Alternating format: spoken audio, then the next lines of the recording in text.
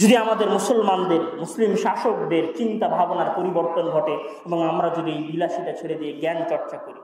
এবং এইখানে যে কথা আমি বলছিলাম যে আমাদের সকলের মাঝে একটা হেয় ভাব আছে ইসলামের প্রতি।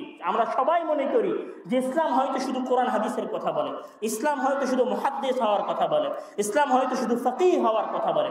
শুধু এইটা বলে না, ইসলাম বিজ্ঞানী হওয়ার কথা বলে। পৃথিবীর ইতিহাসের সর্বশ্রেষ্ঠ যে সমস্ত বিজ্ঞানী আছেন তারা ইসলাম ধর্মের মানুষ। এই যে তোমাদের পাশের দেশ ভারত, এই ভারতের বিখ্যাত বিজ্ঞানী মিসাইল ম্যান নামে যিনি পরিচিত, এপিজে আব্দুল কালাম, যার বই উইংস অফ ফায়ার, যেটা বাংলায় অনুবাদ হয়েছে, তোমরা তার জীবন কাহিনী পড়ো। তিনি একজন ইবাদত গুজার, 5 ওয়াক্ত সালাত আদায়কারী মানুষ। তোমরা বিখ্যাত পারমাণবিক বিজ্ঞানী আব্দুল কাদের, যিনি পাকিস্তানের যাকে গৃহবন্দী করে রাখা হয়েছিল, তার জীবন কাহিনী খুলে পড়ো। তিনি একজন 5 ওয়াক্ত সালাত আদায়কারী ইবাদত গুজার মানুষ। পৃথিবীর বিখ্যাত গবেষকদের একজন গবেষক, নিউরোসায়েন্টিস্ট হওয়া অনেক কঠিন। এই নিউরোসায়েন্টিস্টদের একজন বিখ্যাত নিউরোসায়েন্টিস্ট হচ্ছে আফিয়া সিদ্দিকী, যিনি শুধুমাত্র তার দিনের কারণে অমুসলিম শাসকদের হাতে অত্যাচারের মুখে পড়ে মৃত্যুবরণ করেন, শাহাদত বরণ করেন। তিনি একজন দিনদার গবেষক ছিলেন। কোনোদিন বিজ্ঞানী হওয়া, কোনোদিন একজন উন্নত গবেষক হওয়ার পথে ইসলাম বাধা নয়, বরং ইসলাম মানুষের মাঝে দ্বীনি জ্ঞান চর্চার কথা বলে, ইসলাম মানুষের মাঝে দুনিয়াবি জ্ঞান চর্চার কথা বলে। তবে ইসলামকে ছেড়ে দিয়ে সেই জ্ঞান চর্চার কথা বলে না, বরং ইসলামকে সাথে রেখে সেই জ্ঞান চর্চার কথা বলে। মহান আল্লাহ তাআলা আমাদের শাসকদেরকে সঠিক বুঝ দান করার তৌফিক দান করুক এবং তাদেরকে জ্ঞান প্রচার এবং প্রসারের পেছনে টাকা খরচ করার তৌফিক দান করুক। আল্লাহুম্মা আমিন। ওয়া আখিরু দাওয়ানা আলহামদুলিল্লাহি রাব্বিল আলামিন।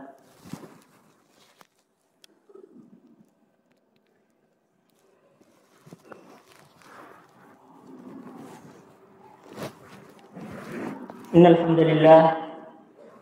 الحمد لله نحمده ونستعينه ونستغفره ونعوذ بالله من شرور أنفسنا ومن سيئات أعمالنا، من يهده الله فلا مضل له ومن يضلله فلا هادي له، وأشهد أن لا إله إلا الله وحده لا شريك له، وأشهد أن محمدا عبده ورسوله।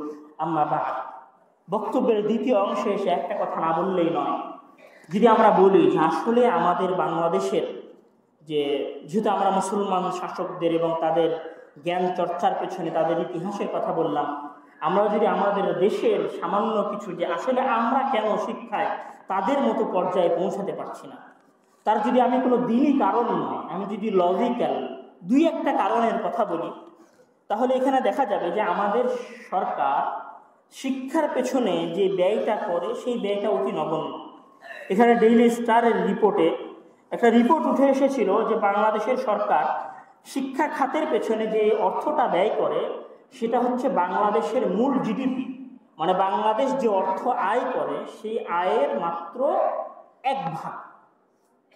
অর্থাৎ এই টাকাটা ভারত, নেপাল, আফগানিস্তান, শ্রীলঙ্কা তাদের শিক্ষা খাতে যে ব্যয়টা করে, তাদের শিক্ষা খাতের ব্যয়ের চেয়ে আমাদের বাংলাদেশের সরকারের শিক্ষা খাতের ব্যয়ের পরিমাণ কম।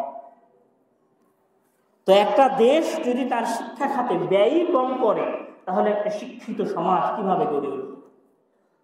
তো ব্যয় কেন করে না, এর জবাব আব্দুল্লাহ ভাই, তোমাদের সকলের পরিচিত আব্দুল্লাহ বিন আব্দুর রাজ্জাক, উনি একটা বক্তব্যের মাঝে দিয়েছিলেন যে একজন মানুষ যখন জ্ঞানী হবে, একজন মানুষ যখন জ্ঞান অর্জন করবে, তখন আপনি তাকে দিয়ে অনৈতিক কার্যকলাপ, মানুষ মারামারি করা, খুন খারাপি করা, মানুষ হত্যার নোংরা রাজনীতি করানো আপনার পক্ষে সম্ভব হবে না।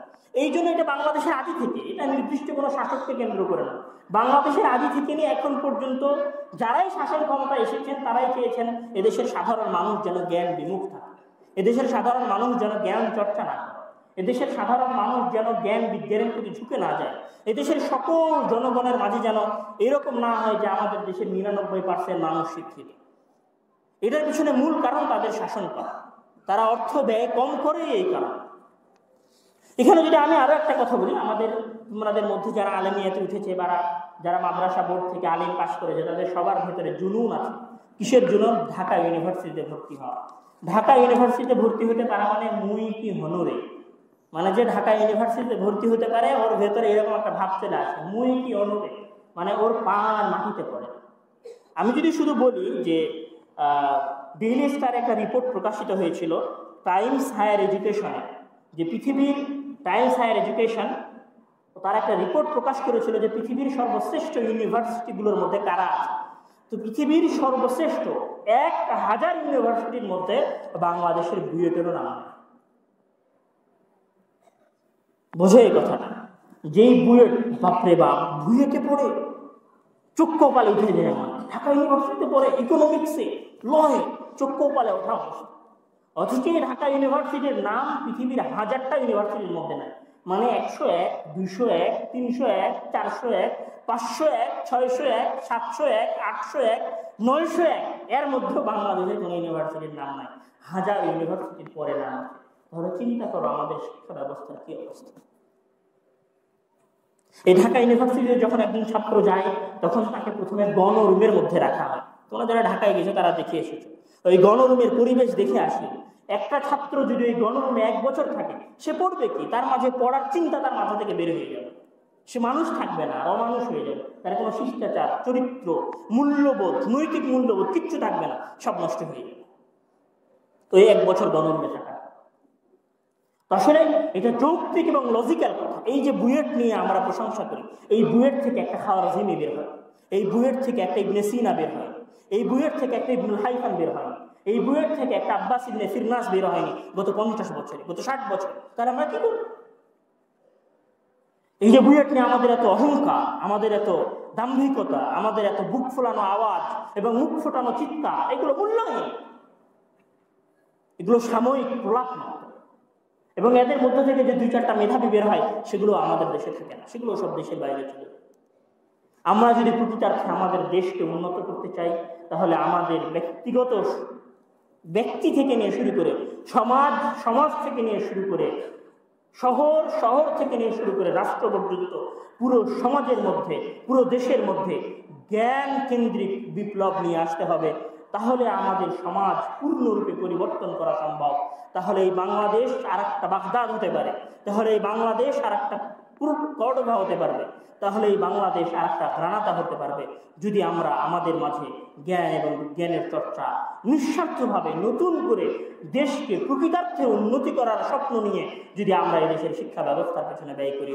মহান আল্লাহ তাআলা আমাদের দেশের শাসকদেরকে হেদায়েত দান করুক, তাদেরকে এদেশের শিক্ষা ব্যবস্থার প্রতি মনোযোগ দেওয়ার তৌফিক দান করুক, এবং তাদের বাৎসরিক ইনকামের একটা বিশাল অংশ যেন মহান আল্লাহ তাআলা এই দেশের জনগণের জন্য ব্যয় করার তৌফিক দান করে। এবং মহান আল্লাহ তাআলা যেন এই দেশে এমন কোনো শাসককে, এই দেশের ক্ষমতা যেন এমন কোনো শাসকের হাতে দেন, অথবা যারা আছেন তাদেরকে যেন এমন করে দেয় যেন তারা হারুন রশিদের মতো হয়, যেন তারা মামুনুর রশিদের মতো হয়, যেন তারা আব্দুর রহমান আল হাকাম বিন আব্দুর রহমানের মতো হয়, আল হাকাম আল সানির মতো হয়, অথবা আব্দুর রহমান আল নাসিরের মতো হয়। এবং তাদের মাধ্যমে যেন মহান আল্লাহ তাআলা এদেশের ভাগ্যকে নতুন করে খুলে দেন, এবং এদেশ যেন আরেকটা বাইতুল হিকমা জন্ম দিতে পারে। মহান আল্লাহ তাআলার কাছে এই দোয়া, এই দাবি রেখে আজকের সংক্ষিপ্ত জুমার খুতবা এখানে শেষ করছি। ওয়া আখিরু দাওয়ানা আলহামদুলিল্লাহি রাব্বিল আলামিন। আসসালামু আলাইকুম ওয়া রাহমাতুল্লাহি ওয়া বারাকাতুহু।